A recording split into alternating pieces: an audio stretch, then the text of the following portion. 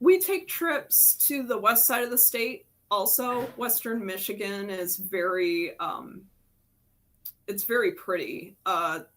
It's like the whole coast has quite a bit of like really sandy beaches, and it's there's some foresty area, like there's forests up there that are very kind of like protected national forests, and so um I don't get out quite as often as I wish I could, but that would be some areas. So I guess, I am very I do quite a bit of um like I work in some like local birds, butterflies, stuff like that occasionally into my work. I did a series about a year or two ago where I was trying to just explore doing butterflies and like insects, and like I was kind of doing some like decorative gold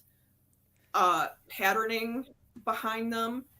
And I was initially going to try to do 100 of them, and I made it to about 33, which is like the longest series I've ever done. But that that was like a really good way for me to kind of dive into like different insects and kind of study them, but also like what design shapes would look cool with this insect, and like how can I stretch my design with these.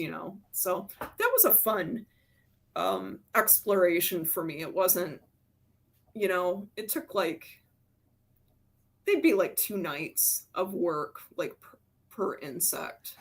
Wow. So I saw those on your website and they are incredible. I'm thank you. really beautiful. So there was a bit of a hang up on YouTube starting. So it's going now, but I want to go back and just reintroduce you because we Oh, missed the beginning again.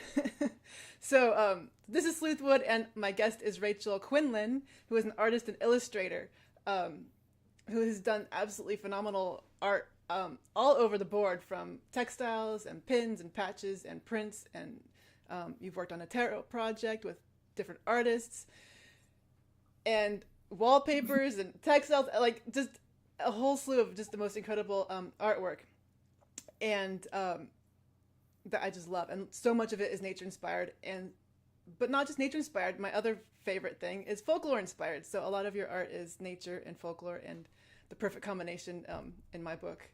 So I'm trying to think of what we talked about. Can we talk real quick about Arthur Rackham again? Because I think we missed part of that with the stream delay. sure. So let's see. A lot of my work is influenced by Arthur Rackham, who was an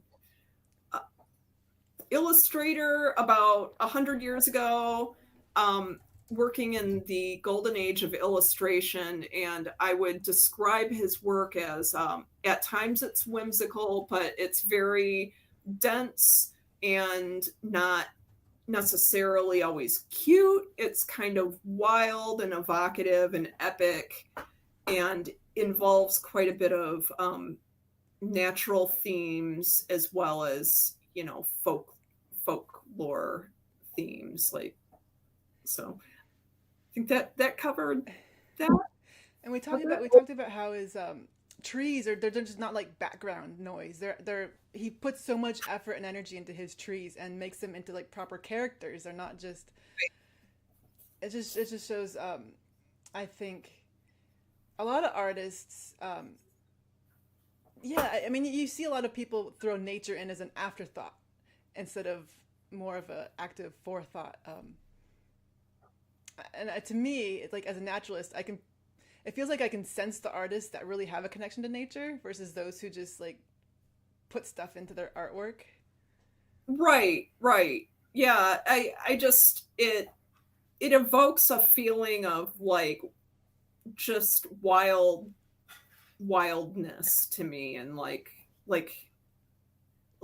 his work is really, to me, it's very lush and Mm. detailed, and it it like can be creepy at times, it can be ethereal. Um, and I like that it was like this was what they were children's stories, but you know, they appeal to adults, you know, like they were works of art. Right. And he was really interesting too from like a business perspective, like back in the day, because he kind of I if I read this correctly, he might have been the first illustrator that it's kind of like he was wildly popular back in his time, and he would illustrate a book and like they would do, I think they did like a book opening and like gallery show of his paintings at the same time, which is like very like modern for like, I mean, it's what you hope to do today to like do a successful, you know, if you can like do an art show with like launching a book, it would be great, you know. But yeah, so that to review that, he's a major influence on my work, and I would like to bring that kind of um feeling to my own work, but in, you know, a contemporary way, you know. So it's something I like searched for with my own work. I like you mentioned the children's stories that appeal to adults, and I think that's a really interesting aspect of older folklore and the folk tales, like Grimm and all the classics that we know. Um, and like back at that time, a lot of folk tales were actually meant for adults, Yes. and they were told after the kids went to bed, and because they were scary and spooky. Um, but now a lot of it's been Disneyfied, and now we think of all of them as children's stories, Little Mermaid and all of those. But it's just an interesting change of the historical perspective of folklore that, Yeah, and they definitely usually did not have happy endings. yeah, Like that's why I think I like the Rackham's artwork, because it evokes that doom and gloom. Like it's not a happy ending. right, right. Yeah. I think also what I like about it is it is more realistic. Like when you're so backwards. A lot of people, when folklore was really big, was a way to explain nature phenomenon. Like the banshee might have been explaining wolf cries or wolf calls. I'm sorry, fox cries and fox calls. A lot of that was explaining nature. Right. And now I've lost my train of thought. Of course, that's going to happen. Um, anyway, so the stories, the folklore stories, how they're not clean cut. They're not Disney versions of, this is the story, this is the happy ending. I think they're connected more with nature, because that's how nature is. Nature is messy. Nature doesn't have happy endings. Nature is just messy. So I think the folklore kind of really reflects that connection. Yeah. I mean, yeah, you think I mean, some of these folklore tales are extremely old too. What did I read recently that, God, I'm trying to like remember which story this was, but like there was a folklore story recently that I read. I'm sorry that I can't recall which one it was. It was like a popular story, and there was an article talking about how it was actually thousands of years old, rather like there's a tradition, like at a certain point these were, passed down Right. like the oral tradition, rather than they weren't even written, um I think it's an interesting idea too, like how probably they changed over time, and like what were the origins of the origins of some of these might have been very cautionary for like whatever was a danger at that time, and they probably evolved to like, like, I mean, stories today, like if you watch any of these Jane Austen adaptations, like every decade they re-release, a version of Emma, and it speaks to like our, every generation's um kind of perspective more, because I'm very like into the BBC version of Pride and Prejudice, but like there's like a war online between like people who really love the Keira Knightley version and like the BBC version, and it's kind of like I think this is a generational divide. I kind of think like you love the one that you encounter at like a certain age, like when you discover it, and that kind of thing is very interesting to me. Like, I mean, stories are alive and they kind of Right. take on their own life. So, But the Colin sorry. Firth version is definitely best. Yeah, yeah. I mean, I made some pins, or actually, I just they never were pins. I just made stickers, and like I do a book festival every summer, and people just love them. But That's great. That's a hill we'll die on.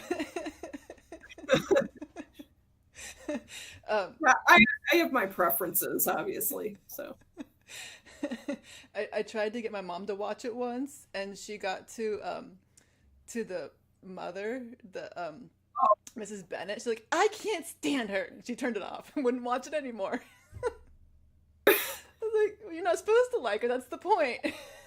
yeah, um, well, that's unfortunate. but back to what you were saying, I have this book that I found, and this is the coolest thing. It's Migratory Legends. So this is a collection.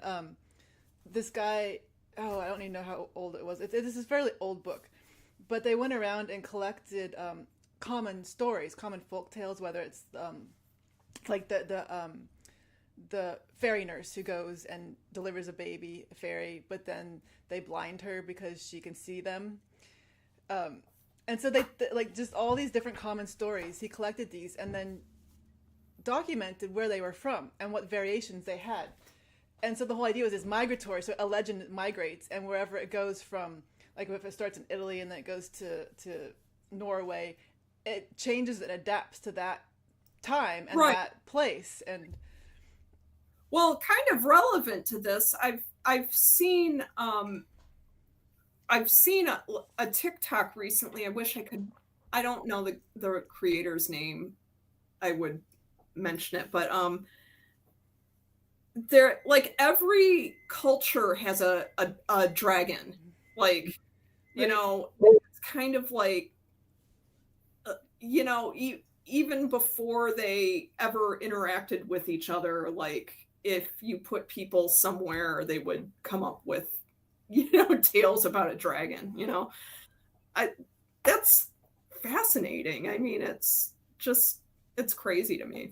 yeah, yeah. And you mentioned earlier about folklore tales being warnings. Like there's the Kelpie, which drags people into the water, and then in Japan we have the Kappa, which is drowns children. So they're all like, of course, wary, or cautionary stories about keeping children away from water, because of course Yeah, drowning is, even now, is still a big issue. So it's that common theme of throughout all the whole world, which I think is fascinating. yeah, for sure. Um, so I wanted to ask you also. We're talking about folklore, and you talked about a little bit with the dragons, like the role of nature in um, fantasy and folklore and Dungeons and Dragons and Magic the Gathering, and because I can't imagine Magic the Gathering or anything else without the nature influence. It's so there's so many places like Minecraft where maybe nature's not quite as prominent, but it seems like in Right. fantasy, the fantasy world, whether it's books or artwork or Dungeons and Dragons or Magic the Gathering, it's just like it's clearly there.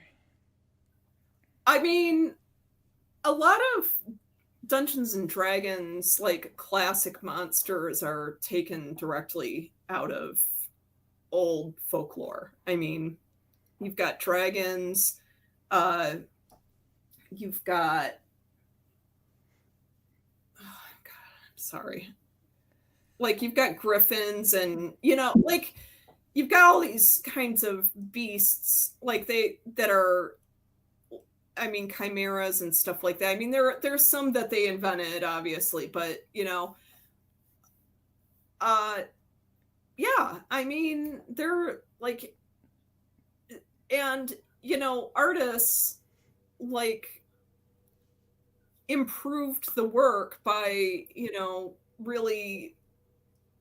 I mean, D&D artwork was very pulpy at the start, and like I at some point in time they really went for developing like worlds in their books, and like these very elaborate like epic landscapes like illustrated in the books, and it's great. Like I mean, obviously it like the game has stood the test of time, and people love it, and there's no there seems to be no limit to the types of worlds that people want to explore. But as an artist, when you're creating like a new world or like even an alien world, the starting point for most professional artists is to really study your like a variety of reference, and like your experiences like get kind of distilled into your artwork. So um a lot of artists like are very nature inspired, and like and or like traveling to like you know wherever they can, if they can. So it's like artist brain. I mean, writer's brain too, because that's what I am. It's like you don't ever turn it off. Like you're absorbing constantly everything that you're experiencing and seeing. Yeah, you go through phases where you're like just like taking it all in, and then it's gotta like go out. And I mean, if you never like get out and like as a human, as just as a person, sometimes you cannot like constantly like just be producing work and never take a break, and like you literally need to get out and go touch grass sometimes. Seems like you need to go out, and like going into nature tends to be a common thing that like people, you want to get out of your house sometimes, like you need to get out of the studio and go experience something. So Have there been any moments when you're out in nature that have like just so inspired you that you just came back and created something? I you know I like I take like a lot of photo, like I'm more like I'm out, and if I see something I'll take like a photo, or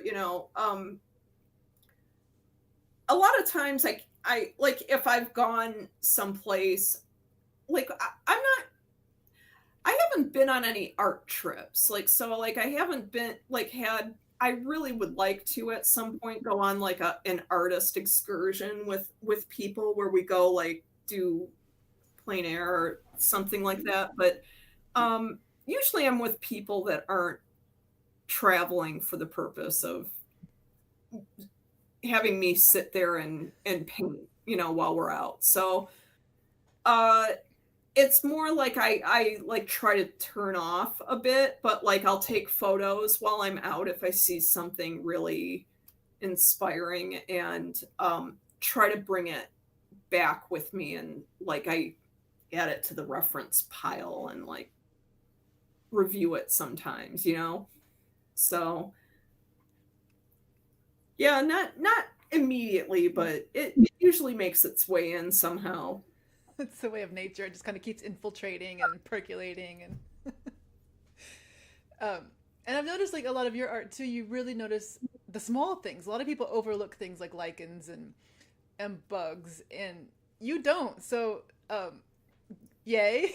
Yeah, I don't know. I just like I do I even in like entertainment, like I really do love Studio Ghibli stuff, and I feel like there's like a lot of like small world type stuff there, and like I like the Pikmin video game quite a bit. Like I think it's fun.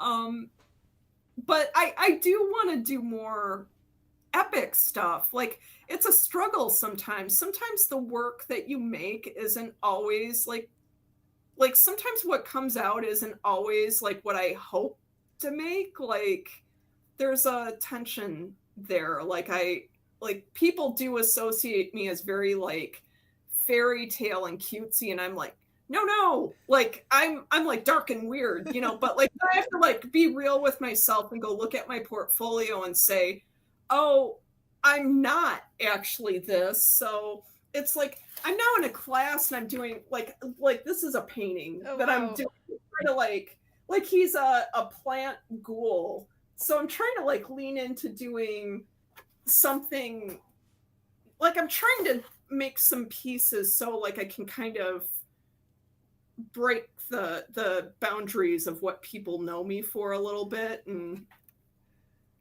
you know I'll get back there again, but like I need to like explore some like darker art right now. I like that. I like that guy.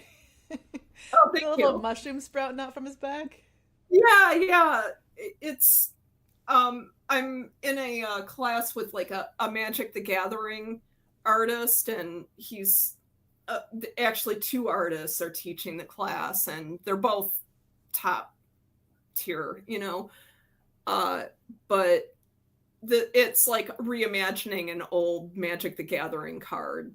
Like there's like a an existing card that I you know reinterpreted for an assignment. So Oh, that's fun. it's yeah, it's a lot of fun. But Um, so I want to ask you. We got about 15 minutes left or so. I wanted to ask you about your project, the Changeling Artist Collective. Because for one, I love the name because, well, you know, I love folklore, but I'm particularly attached to changelings because I'm neurodiverse, and I think a lot of neurodiverse people connect with changelings being, you know, feeling like you're torn from another world and in the wrong place. right. So I just love the name. But can you tell us more about your very cool project? Oh, well, I mean, yeah, I collected like a few artists. I think we're going on year 6 or 7 at this point, but when we started it was very like unromantically it was meant to be like a social media signal boost. Like there were like I collected a few people that were very kind of like I loved their artwork because um it was mostly traditional, a lot of like water media and like graphite artists that were doing folklorish fantasy rather than like digital high fantasy, uh because that for years that was like what was most popular and what people were getting hired for, and I didn't want to make that myself, and I felt like there was a bit of a an imbalance in like the amount of like industry jobs that we could get hired for. So I created that to try to like one give us a social media boost, and two um we started to kind of like collaborate on some like projects that we could make. And the first project was like a version of Old Maid, but we made like a fairy uh, version of it. Like, so I don't know if you're familiar with Old Maid, but what happens is like you make pairs, and then they're like typically I think if you're playing with a card deck, the Joker is like an odd card out, and like the person who ends up with the Joker like loses.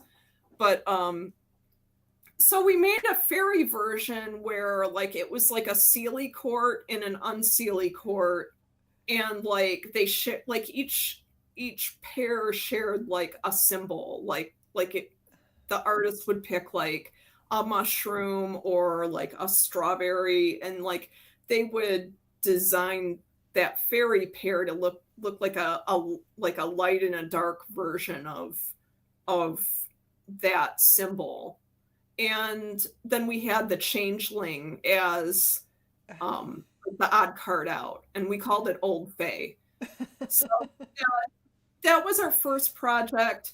It was, like we got it made. Like that was a success. Like it didn't make anyone rich, but like um I did win the Chesley Award for product illustration Oh, on that. But that was cool. But then we did a few years, like after that was done, I was like, oh my god, never again. Like, and then, like about a few months later, I'm like, hey, let's do another project. Like, or actually it was at the start of the pandemic. Like I had so much anxiety at the start of the pandemic, and like we went into lockdown, and I was just like, oh my god, what am I going to do with myself? Like I need something. Like, so I was like, hey, let's do a tarot deck, which is like, it was just an immense amount of work. Like I did not, I should have known, because I only managed about 30 artists on the Old Fae game, and a tarot deck has 78 cards, plus we added like zodiac cards. And so I had 91 artists, and like I had to, art direct all of them. And they were all great. Like the artists were all great. It's just running a Kickstarter can just be a complete nightmare. And uh we ran into like obstacles like along the way, so it took a few years to get it all done, but we got it done. I fulfilled it this last September. And what I think you approached me like earlier this year, like before Kickstarter fulfillment happened, and I was like, I can talk to you, but it has to be later. So so now you must feel really good having that out of the way. yes, yes, and like I was like, oh, never again, and now we're like, planning the next thing. I was gonna ask, is it the next one already? Uh, Actually, yeah, the next one is taking the first game and like making a tabletop RPG that you can that we can like make. Originally I was going to say like that you could use the cards like from the first Kickstarter, but like I think I have to template the art so that there's more information on each card. So we're taking some of the art from the first project, the card deck, and we're making an RPG. So there's going to be a campaign book, like like the player's manual that you would have for D&D, like mixed with a monster manual. And um we'll have card decks, like, and so we'll get some new, like a good mix of like new art. We'll have some of the old art. And I don't know how long it's going to take.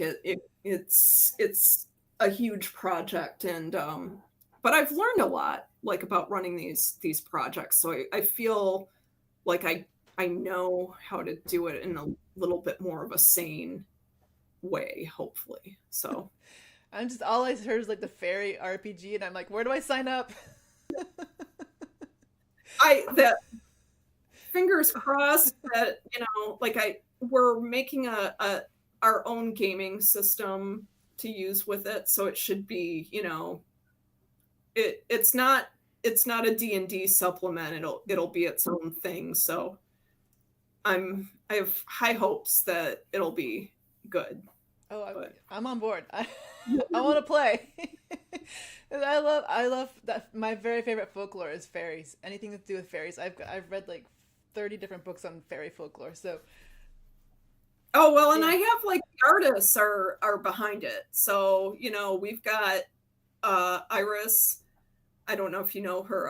yeah, Iris, she's interested in, like the whole collective, and I've recruited some really great artists recently into the collective who will be contributing work. So, uh really exciting project. So, I love I love art. I mean, I love that everybody makes art, and I love they all make different art. But I love that the project that you do is like collects similar feelings, similar the essence of art. That, to be honest, is like one of my favorites. So.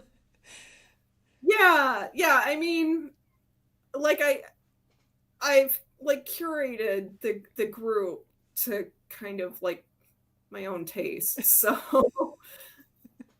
um yeah, and I'm just like really really fortunate that that so many people like contribute to these projects, because they're not uh, like, I would love to grow this into like a legitimate gaming company and pay, Mm, like great rates. The first project didn't pay. It was just, a passion project, and like I was able to send every artist a deck.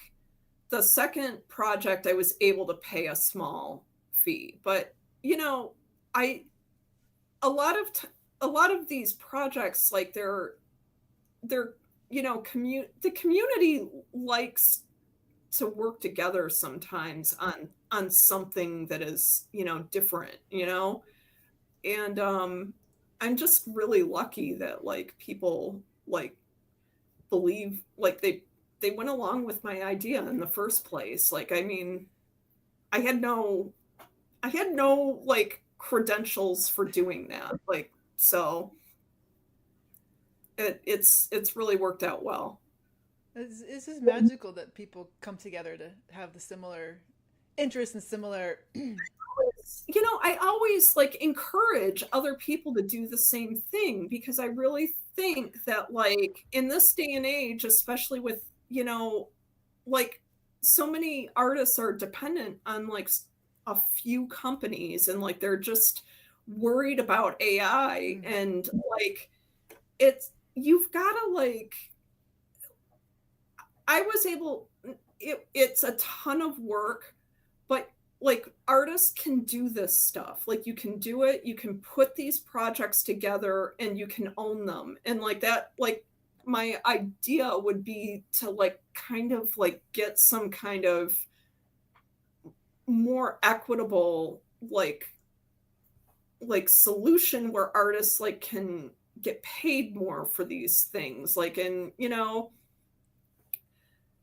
I don't know. I take it really seriously, and I do my best to like I put hundreds of hours into this. Like, if people are going to like do work for me on these projects, I make sure that like the presentation of the final product is worthy of the work. Like, so each one of those tarot cards that I did had like a UV ink layer over it, that like a shiny uh like, so the cards were matte, and then like each one had like a shiny ink layer. And between myself and like one other artist, we had to like paint each one of those UV ink layers on the card. Like I try to do stuff like this that like elevates the product, so it's not just a normal, you know, product. Like, so right. I do what I can, but that that's a bit of a tangent, but But it's, I mean, it's important this day and age when it's so easy to just go buy crap on Amazon, yeah. Yeah. and it's, yeah, it's much more special. And I don't want to make like I don't want to make cheap stuff. Like, I want to make like really high-end like boutique stuff, like reminiscent of, you know, the golden age when you had like cloth bound books Yeah. with like gold gilding on them. And I want I want beautiful things, to come out of this. So Yes, you're speaking my language. I have a weakness for going to the thrift store and buying old vintage books because they were so beautifully put together. right, yeah, I mean they're works of art. Absolutely. And I mean, I love books. I love modern books. My books are, printed, but it just doesn't have the same magic of those old cloth and, the embossed or stamped covers. And Yes, yeah, yeah. And I mean, the drawback is that you can still do these technique, like you can do techniques that are like evocative of that, even mass produced. Um, Maybe not totally, but like you can still do embossing and gold stamps and whatever. Uh, it does get expensive, like so.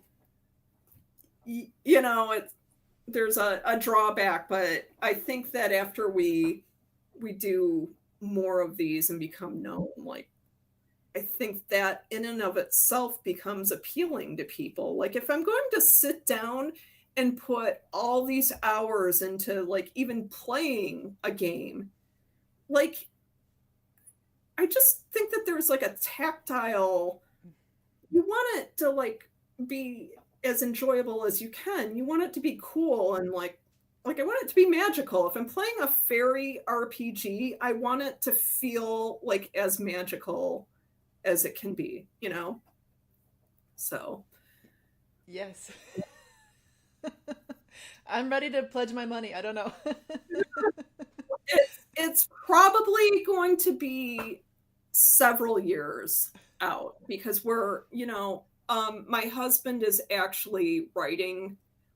He's major D&D and like tabletop gaming nerd, and like he's a talented writer, so he's writing the book, and we have friends that we're going to play test it with. And um I mean the book itself is a major undertaking, so it's going to take him a while to write that book, but I'm hoping like that I can start assigning art like within a year.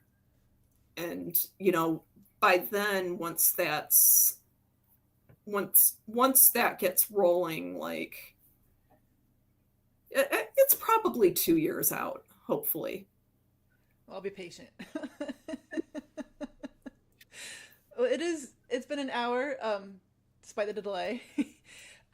So yes, unless you have anything else you wanted to add, upcoming projects or anything you want to tell us about. That's kind of the big project that but I'm I have some more collaborative tarot paintings that I'm making for another company, 78 Tarot, and that will probably, I don't know if they're planning on launching the Kickstarter in the summer, but I'm doing actually, I think I'm doing 9 cards for them, 8 or 9 cards, and they're all medieval. I'm doing creatures, like I'm doing all of the aces, and each one of the ace cards will be a different mythological creature. And like I requested to them, I said I want to do some creatures. Like I haven't had a chance lately to do that. So yeah, so that's fun. And I have some other stuff that I can't talk about that's NDA, like recent work, but um yeah, so that's all the current projects that I'm working on. But Well, I'll keep track of you on Blue Sky to see what pops up. yeah, I need to get better about posting to social media. Like I've been really busy, like just making work behind the scenes and not posting as much, especially since Twitter kind of. Yeah, yeah, Yeah, yeah. I used to enjoy Twitter, but yeah.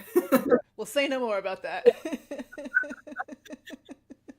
Well, thank you so much for taking the time to talk to me. It's been, I can't even believe how much we have in common and the same No, wavelength here. anytime. I enjoyed it. Well, good luck with your project. I will be looking forward to that. All right. All right, thank you.